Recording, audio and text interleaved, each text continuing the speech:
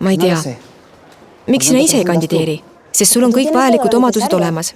Ise ütlesid. Hea kõneisik peab olema väärikas ja lahke.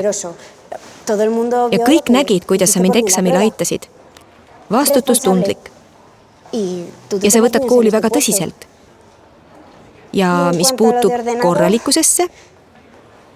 Bruno, sa oled täiuslik esindaja. Täiuslik esindaja. Kas sa tõesti usud, et ta saaks minu Riki vastu?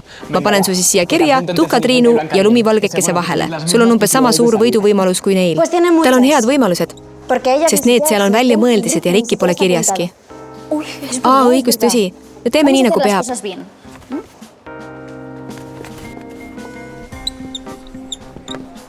Mis toimub?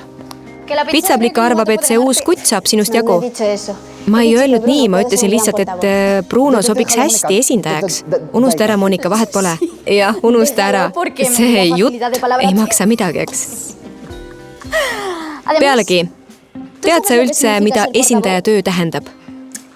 Sa pead käima tähtsatel koosolekutel tähtsate inimestega siit koolist ja tegema tähtsaid otsuseid. Ja seda saab teha ainult keegi tähtis. Näiteks minu Riki. Kuule, aitab juba.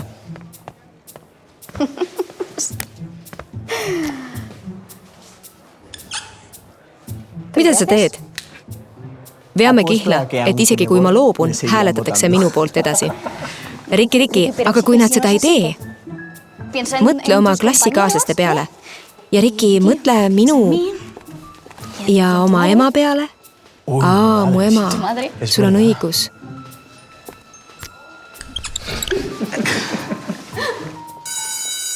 Tund algab, lähme.